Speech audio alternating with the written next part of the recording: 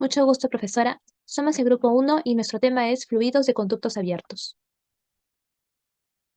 Un flujo en conductos abiertos se refiere al de un líquido que casi siempre es agua en un canal o tubería, pero que no está completamente llena, como se ve en esta imagen, y está expuesta a la presión atmosférica, por lo que forma una superficie libre. No existe una fuerza de presión que obliga a moverse el fluido, a diferencia del fluido en conducto cerrado. Y la principal fuerza que genera el flujo es el peso del fluido por el efecto de gravedad, que hace que el agua circule de un nivel de mayor elevación a uno de menor. Los tipos de flujos dependen de la variable de referencia. En este caso, flujo permanente es cuando los parámetros de tirante, velocidad y área no varían con el tiempo, que es nuestra variable de referencia, es decir, permanecen constantes. Las derivadas al respecto del tiempo son igual a cero, mientras que un flujo no permanente es si los parámetros cambian con respecto al tiempo. En este caso, las derivadas son diferentes de cero. Flujo uniforme se da cuando los parámetros, como la velocidad, área, del tirante no cambian con respecto al espacio, es decir, en cualquier sección del canal los elementos del flujo permanecen constantes. Flujo no uniforme, o también conocido como flujo variable, se da cuando los parámetros cambian de una sección a otra y se clasifica en gradualmente variado. Es cuando los parámetros varían de forma gradual a lo largo del canal.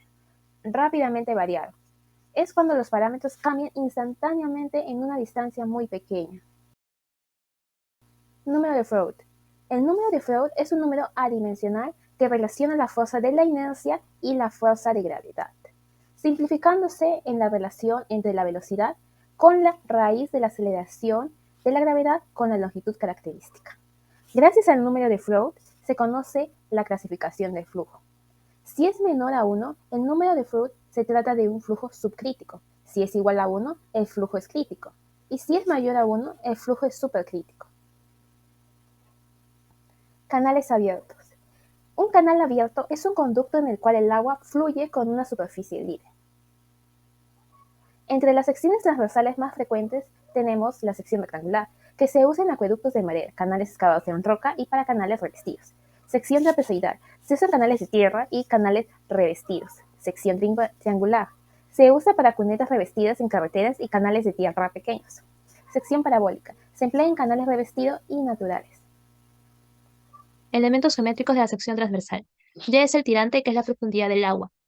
B es el ancho de solera, que es el ancho del fondo del canal. Z es el talud, que es la relación entre la proyección horizontal y la vertical, para las paredes del canal.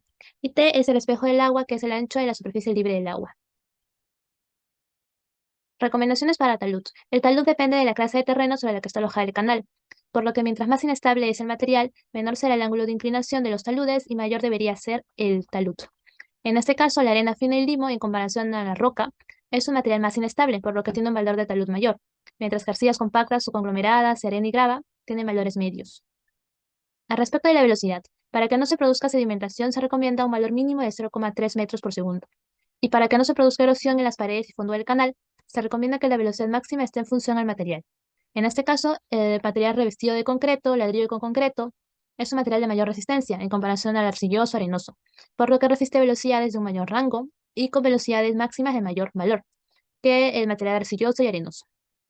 Ejemplos. A nivel nacional encontramos tanto los canales artificiales como los canales naturales, siendo ríos y arroyos ejemplos de canales naturales, mientras que en los canales artificiales tenemos a los de sección transversal abierta como los canales de irrigación y los de sección transversal cerrada como son los sistemas de alcantarillado. Es importante recordar que para el estudio de flujo en canales, la variable más importante es la profundidad de la lámina de agua, pues con ella se diseñarán las secciones del canal para ver si el área es suficiente para evacuar el caudal y no existan problemas como un desbordamiento ni flujos a presión. Pero, ¿por qué es importante el estudio de los fluidos en un canal abierto? Una aplicación que se le da a este tema en la vida real es al momento de elaborar diseños hidráulicos, como lo son los sistemas de irrigación, pues permiten canalizar a los fluidos y que estos se mantengan en los lugares que deseamos. En el Perú es conocido que la agricultura es una de las actividades en las que se consume grandes cantidades de agua, y se menciona que aproximadamente el 80% de la extracción del agua se utiliza para el riego. Sin embargo, muchas veces esta no es aprovechada al 100% debido a una mala infraestructura que las vuelve ineficientes. Si bien datos topográficos y geotécnicos son de gran importancia, también se deben tener en cuenta los datos hidrológicos para la elaboración de un diseño hidráulico. Es así que utilizando los conceptos anteriormente mencionados, describiendo características técnicas y realizando algunos cálculos, Tello Pérez y Sánchez Franco demostraron que en el distrito de Luricocha, en la provincia de Huanta, en el departamento de Ayacucho, se puede optimizar el uso del agua para el riego de un cultivo de palta si se utiliza una bocatoma de tipo tirón para la captación del agua y canales de conducción de forma triangular. Asimismo, se propuso un reservorio que almacene el volumen necesario para garantizar la producción de todo el año, además de implementar un sistema de riego tecnificado para usar de manera más eficiente al agua. En el extranjero tenemos canales de transporte, canal de desagüe, presas. En el caso del canal de transporte, el más destacado, el Canal de Panamá, ya que revolucionó el tráfico marítimo y el comercio mundial al reducir distancias, tiempos y costos del transporte de mercancía. Aquí podemos ver un flujo uniforme y permanente por tramos. Esto debido a que trabaja con un sistema de compuertas que dividen el canal y le permiten elevar o disminuir el nivel de agua para que los barcos puedan o no cruzar. También tenemos canal de desagüe. En el caso de Argentina, así como en muchos países, existen plantas depuradoras como la planta del Paramillo, las cuales se encargan de reducir el poder contaminante de los efluentes.